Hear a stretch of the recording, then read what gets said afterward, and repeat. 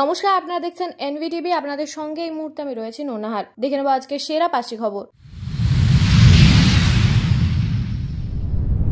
ইসরায়েলের হামলায় বন্ধ গাজার বৃহত্তম হাসপাতাল, বাঁচে প্রাণহানি, মৃত বহু শিশু।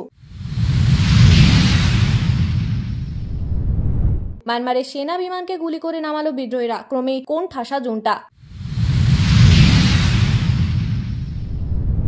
খালিস্তানি জঙ্গি খুনে ভারত যোগ প্রমাণে ব্যর্থ, তবু অভিযোগ থেকে সরতে নারাজ ট্রুডো। চীনকে ঠেকাতে আদানিকে টাকা আমেরিকার, প্রশান্ত মহাসাগরীয় এলাকায় নয়া সমীকরণ।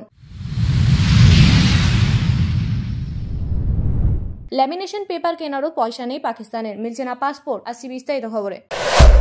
প্রায় বন্ধ গাজার বৃহত্তম হাসপাতাল। ইসরায়েলি সেনার লাগাতার আক্রমণে হাসপাতালের চিকিৎসা ব্যবস্থা একেবারে ভেঙে পড়েছে। ইতিমধ্যেই আল সিফা হাসপাতালে 3 সদ্যজাতর মৃত্যু হয়েছে। সেই সংখ্যাটি দ্রুত বাড়বে বলে আশঙ্কা প্রকাশ করছে ওয়ার্ল্ড হেলথ অর্গানাইজেশনের প্রধান টেড্রোস গেব্রেয়াসাস। অবিলম্বে যুদ্ধবিরতির আর্জিও জানিয়েছেন WHO প্রধান।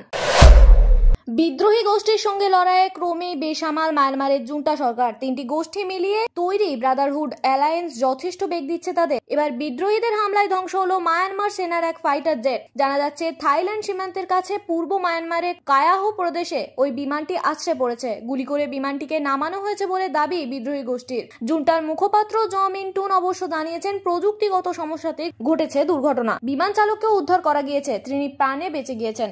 উল্লেখ্য, মায়ানমারের 3 বড় বিদ্রোহী গোষ্ঠী TNLA, আরকানা আর্মি ও MNDAA একসঙ্গে তাদের জোটকে ডাকা হচ্ছে ব্রাদারহুড অ্যালায়েন্স নামে। তাদের যৌথ অভিযানে সম্প্রতি বেশ অস্বস্তিতে পড়েছে জুন্টা। 2021 সালে মায়ানমারের সেনা অভ্যুত্থানের পর সেখানে সরকার গঠন করে জুন্টা। গত 2.5 বছর ধরে তারাই চালাচ্ছে দেশের প্রশাসন। কিন্তু গত 27 অক্টোবর থেকে বিদ্রোহী গোষ্ঠী শুরু করেছে অপারেশন 1027। গত 2 সপ্তাহে অন্তত 7টি টাউন তাদের কাছ থেকে ছিনিয়ে নিয়েছে ব্রাদারহুড অ্যালায়েন্স। তাদের লাগাতার অভিযানের দিকে লক্ষ্য রেখে বিশেষজ্ঞদের অনুমান জুন্টা ক্রমশই তাদের নিয়ন্ত্রণ হারাতে শুরু করেছে। এদিকে এই সংঘর্ষের জেরে অন্তত 90,000 মানুষ ঘর ছেড়েছেন। অন্য মতে সংখ্যাটা 1 লক্ষেরও বেশি।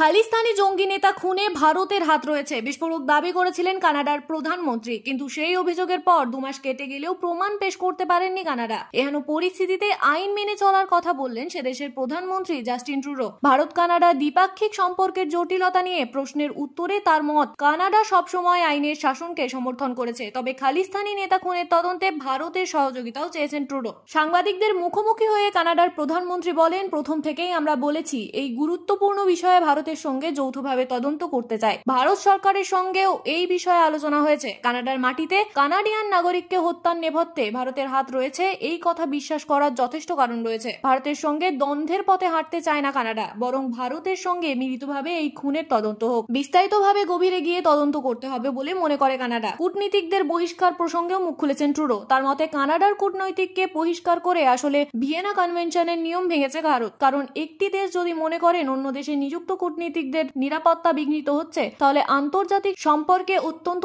নেতিবাচক প্রভাব পড়ে। ট্রুডো বলেন, ভারতের সঙ্গে সংঘাতের পথে হাঁটতে চায় না, আমরা সবসময় আইনের শাসন মেনে চলার পক্ষপাতী। যদিও খালিস্তানি জঙ্গি হরদীপ সিং নিজ্জরের খুনে ভারতের ভূমিকা রয়েছে কিনা সেই নিয়ে কোনো প্রমাণ দিতে পারেনি ট্রুডো। চীনকে ঠেকাতে নয়া কৌশল আমেরিকার। ভারতীয় ধনকুবের গৌতম আদানির বন্দরে বিশাল অঙ্কের বিনিয়োগ করতে চলেছে মার্কিন সংস্থা। শ্রীলঙ্কার বন্দরে শেয়ার রয়েছে আদানি গোষ্ঠীর, সেখানে এই বিশাল অঙ্কের বিনিয়োগ করবে মার্কিন সরকারের এজেন্সি। প্রসঙ্গগত, গত বছর থেকেই কার্যত ধসে পড়েছে শ্রীলঙ্কার অর্থনীতি। এহেন পরিস্থিতিতে দ্বীপ রাষ্ট্রের বন্ধু হয়ে ওঠার চেষ্টা করেছে ভারত ও আমেরিকা। জানা গিয়েছে, ভারতীয় মুদ্রায় আদানির বন্দরে 4,000 কোটি টাকা বিনিয়োগ করতে চলেছে ইন্টারন্যাশনাল ডেভেলপমেন্ট ফিনান্স কর্পোরেশন। সংস্থার তরফে বিবৃতি দিয়ে বলা হয়, এই বন্দরের মাধ্যমে শ্রীলঙ্কার অর্থনীতির উন্নতি হতে পারে। তাছাড়া দক্ষিণ পূর্ব এশিয়ার অন্যান্য দেশগুলির মধ্যে সহজে বাণিজ্য করার পথও খুলে যাবে। বিবৃতিতে বিশেষ করে ভারতের নামও উল্লেখ করেছে মার্কিন সংস্থাটি।